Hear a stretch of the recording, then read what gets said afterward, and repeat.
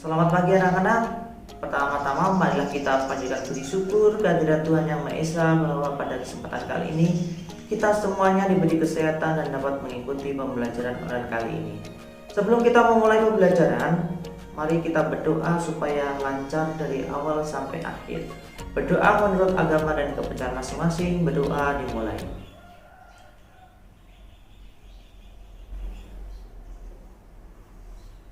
Berdoa selesai. Sekarang kita masuk ke pembelajaran 6 di tema 1 subtema 2. Di pembelajaran 6 ini ada 3 muatan. Yang pertama muatan bahasa Indonesia di KD 3.1, kemudian SPDP di KD 3.1 dan IPA di KD 3.1. Adapun tujuan pembelajaran 6 ini, yang pertama, dengan mengamati gambar siswa dapat menyebutkan macam-macam gerak otot dengan percaya diri. Yang kedua, dengan membaca, siswa dapat menemukan ide pokok masing-masing paragraf dengan tanggung jawab.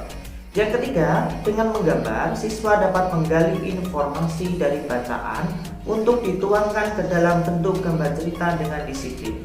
Yang keempat, dengan menggambar, siswa dapat menyebutkan organ gerak manusia dengan peduli. Di pembelajaran 6 ini ada sebuah teks tentang Pak Anto dan Beni. Pak Anto dan Beni kaget, tiba-tiba terdengar suara teriakan minta tolong. Mereka berdua pun segera mencari dan menghampiri sumber suara tersebut.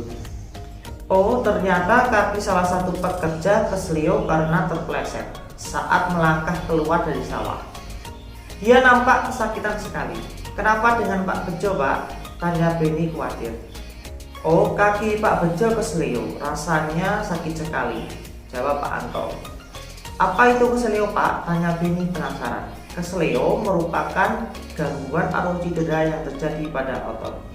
Hal tersebut dapat terjadi karena adanya gerakan dadakan, kekurangsiapan otot untuk melakukan suatu gerakan, juga karena adanya paksaan gerakan pada otot, jelas Pak Anto. Oh begitu ya Pak, sahut Beni. Beni, keselio bisa terjadi kapan saja dan di mana saja, serta dalam kegiatan apa saja, misalnya saat berolahraga. Salah satu jenis olahraga yang rentan terjadi keselio atau cedera otot adalah sepak bola. Karena dalam sepak bola, kerja otot sangat diforsir. Tubuh harus bergerak dan berlari dalam waktu yang lama, jelas Pak Anto. Oleh karena itu, untuk memperkecil kemungkinan terjadinya cedera, sebelum melakukan permainan sepak bola dan olahraga lainnya, harus menguasai teknik-tekniknya terlebih dahulu. Selain itu, kita harus melakukan pemanasan agar tulang dan otot-otot kita dalam keadaan siap, tambah Pak Anto. Oh, menguasai teknik berarti sangat penting ya Pak, agar kita dapat melakukan permainan dengan baik. Juga untuk memperkecil resiko terjadinya cedera, kata Beni. Setelah dirawat dan diobati, kaki Pak Bejo yang keselio berangsur-angsur membaik. Dari yang sebelumnya tidak bisa digerakkan dan sakit, kini sudah bisa digerakkan tanpa terasa sakit. Kaki Pak Bejo sudah bisa ditekuk, diluruskan dan diputar-putar. Pak Anto dan Beni pun senang melihatnya. Sekarang kaki Pak Bejo pun bisa digerak-gerakkan kembali. Pak Bejo pun dapat melakukan berbagai aktivitas yang memanfaatkan kerja otot. Macam-macam gerak otot. Yang pertama, gerak meluruskan, contohnya. Yang pertama, gerak meluruskan, contohnya meluruskan lutut, siku, dan ruas jari. Yang kedua, gerak menekan ke bawah atau menurunkan. Yang ketiga, gerak memutar lengan sehingga telapak menelungkup. Kemudian yang keempat, gerak menjauhkan, contohnya gerak tungkai menjauhkan dari sumbu tubuh. Yang kelima, gerak yang memutar lengan sehingga tangan menegadah. Kemudian keenam, gerak yang mendekatkan. Yang keenam, gerak yang mendekatkan sumbu tubuh, contohnya gerak yang mendekatkan tungkai dengan sumbu tubuh. Yang ketujuh, gerak yang membengkokkan, contohnya membengkokkan siku, ruas jari, dan lutut. Ayo mengamati, kamu telah mengetahui berbagai macam gerak otot, termasuk macam gerak otot yang manakah gerakan-gerakan pada gambar berikut. Setelah kalian mengerjakan tugas yang pertama, Ayo berkreasi. Untuk menambah pemahamanmu mengenai otot, buatlah model sederhana dengan menggunakan styrofoam. Kegiatan ini dapat kamu lakukan bersama dengan kelompokmu. Siapkan alat dan bahan: 1 lembar styrofoam, pensil, spidol warna, pemotong atau cutter. Kemudian untuk langkah kerjanya, yang pertama menggambar pola pada styrofoam menggunakan pensil. Kemudian yang kedua memotong styrofoam sesuai pola. Yang ketiga memberikan warna yang berbeda pada tiap-tiap jenis otot. Kemudian yang keempat merangkai tiap jenis potongan sesuai gambar berikut. Kalian bisa perhatikan contoh yang ada di buku kalian di halaman 115. Kita lanjutkan. Banyak fungsi dari jaringan otot pada tubuh manusia, namun terkadang orang kurang memperhatikan cara menjaga kesehatan otot. Oleh karena itu, sering terjadi kram, nyeri, atau cedera otot yang cukup menyakitkan. Bagaimanakah cara menjaga kesehatan otot? Cara menjaga dan merawat otot pada manusia sebagai berikut. Yang pertama, menghindari gerakan yang membebani kerja otot secara berlebihan. Agar terhindar dari gangguan atau cedera pada otot, maka kita harus menghindari kegiatan atau gerakan yang dipaksakan, gerakan tiba-tiba, dan kegiatan-kegiatan yang terlalu membebani kerja otot. Kemudian yang kedua, melakukan peregangan. Lakukan beberapa gerakan peregangan sebelum dan sesudah melakukan aktivitas tertentu yang memanfaatkan kerja otot dalam jangka waktu yang lama, seperti saat melakukan olahraga, berjalan jauh, dan berlari. Kemudian yang ketiga, melakukan latihan rutin. Banyak latihan fisik yang dapat kita lakukan untuk menjaga kesehatan otot. Latihan rutin ini dapat dilakukan dengan beban maupun tanpa beban. Bisa dilakukan di dalam maupun di luar ruangan, misalnya jogging, bersepeda, latihan kebugaran di pusat kebugaran, dan lain-lain. Keempat, memenuhi kebutuhan cairan tubuh. Kebutuhan cairan setiap orang berbeda-beda. Sedikitnya mengonsumsi 6 gelas air sehari agar dapat menjaga kesehatan tubuh. Cairan dapat membantu otot melemas setelah berkontraksi serta dapat melembabkan sel-sel otot, sehingga tidak mudah mengalami ketegangan. Kemudian yang kelima, mengonsumsi makanan yang bergizi dan bermanfaat bagi otot.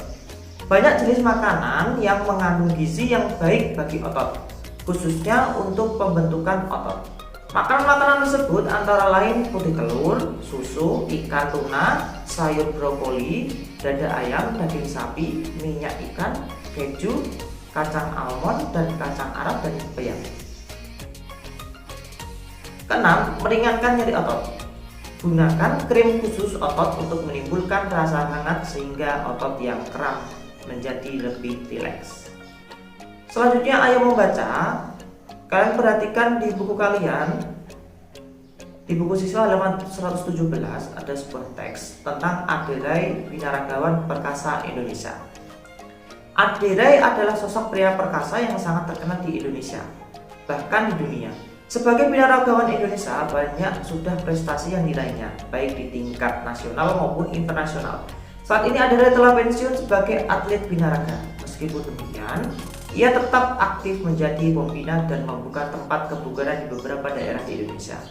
Pada waktu kecil, Aderai hanya seorang anak kecil yang memiliki tubuh kurus, bahkan bisa dibilang sangat kurus. Pada umur 10 tahun, Aderai hanya memiliki berat badan 25 kg. Bahkan hingga mencapai remaja dengan tinggi 183 cm, berat badan Aderai hanya 55 kg. Aderai dia memiliki minat yang tinggi dalam bidang olahraga. Pada awalnya dia menggeluti bidang olahraga bulu tangkis. Namun Aderai tidak begitu lama menggeluti bulu tangkis hingga pada akhirnya dia lebih memilih untuk menjadi seorang atlet binaraga. Prestasi pertama Aderai dalam bidang binaraga diraih pada tahun 1995. Prestasi tersebut memicunya untuk terus aktif mengikuti berbagai kejuaraan, mulai dari lingkup kecil hingga besar, maupun dari lokal, nasional, hingga internasional. Hingga akhirnya Aderai terus berkembang dan meraih prestasi demi prestasi dari berbagai kejuaraan. Masalah prestasi yang diraih Aderai tidak perlu diragukan lagi. Dari berbagai kejuaraan yang diikutinya selalu membuahkan hasil yang mengagumkan. Salah satunya kemenangannya di Musclemania World atau kejuaraan dunia binaraga kelas berat ringan. Dari situlah kemudian membawa Adirai menuju kejuaraan multi-event Asia Tenggara atau SEA Games pada tahun 1997. Pada kejuaraan tersebut Adirai pun mampu mempersembahkan emas bagi bangsa Indonesia. Bahkan setelah itu masih banyak piala dan medali yang dia raih dari berbagai kejuaraan tingkat nasional dan internasional. Berkat prestasi-prestasinya itu, Adirai turut mempromosikan binaraga di Indonesia. Dari sebelumnya yang sepi peminat hingga akhirnya olahraga binaraga menjadi olahraga yang banyak diminati di Indonesia, baik oleh pria maupun wanita. Setelah pensiun sebagai atlet pun, Adirai masih berkecimpung dalam dunia binaraga. Dia membuka beberapa pusat latihan dan kebugaran di beberapa daerah. Selain itu, Adirai juga menjual suplemen dan melakukan pelatihan sertifikasi untuk para profesional di bidang fitness. Ade juga aktif mengampanyekan hidup sehat melalui fitness dengan menerbitkan buku dan majalah serta menjadi pembicara di berbagai seminar dan acara. Berdasarkan bacaan di atas, temukan ide pokok masing-masing paragraf. Kalian bisa mencari ide pokoknya di bacaan tentang Adirai. Seorang atlet binaraga memerlukan latihan yang rutin, terukur, dan membutuhkan waktu yang tidak sebentar dalam membentuk otot-ototnya. Selain itu, mereka juga menjaga sekali pola makannya. Tentunya dengan pola makan yang sehat, mereka sangat memperhatikan asupan makanannya, mulai dari gizi, komposisi, porsi, dan kebersihannya. Jadi, untuk menjadi seorang binaragawan tidak bisa dilakukan secara instan dengan hanya minum obat-obatan atau suplemen penambah massa otot saja. Apalagi sampai mengonsumsi bahan-bahan berbahaya hanya sekedar ingin cepat mendapatkan otot yang besar. Sekarang ayo kita berkreasi, buatlah gambar cover tentang bacaan yang berjudul Adirai Binaragawan Perkasa Indonesia. Namun sebelumnya coba ingatlah kembali unsur-unsur dan ragam desain dalam membuat gambar cover. Kalian bisa menuliskan di buku tulis kalian dari gambar cover, mulai dari unsur-unsur dan ragam desain dari cover. Kemudian kalian bisa membuat gambar covernya di buku kalian. Benny sangat senang sekali hari ini, dia senang bisa membantu Pak Anto. Benny pun juga dapat pengetahuan dan wawasan baru dari Pak Anto. Setelah kita melakukan pembelajaran, ayo renungkan. Dengan mempelajari organ gerak manusia, kita makin tahu betapa sempurnanya ciptaan Tuhan. Tunjukkan sikap dan perilakumu yang menunjukkan bahwa kamu mensyukuri karena karunia Tuhan yang berupa organ gerak, yakni tulang dan otot. Kemudian selanjutnya, kerjasama dengan orang tua. Orang tuamu adalah orang yang bekerja keras. Ayahmu setiap hari bekerja untuk mencari nafkah demi kelangsungan hidup keluargamu. Ibumu mulai dari pagi hingga larut malam bekerja mengurusimu, mengurus ayahmu, dan mengurus rumah. Bayangkan betapa lelahnya mereka. Bayangkan betapa lelahnya otot-otot mereka. Untuk membantunya, perkenankanlah kamu untuk memijiti mereka setiap ayahmu pulang kerja atau setiap ibu beristirahat. Kamu mau bukan? Nah, itu anak-anak pembelajaran 6 kali ini. Untuk pembahasan soal pembelajaran 6 tema 1 subtema 2 ini akan kita bahas di video pembelajaran selanjutnya. Selamat mengerjakan, tetap semangat, sampai jumpa.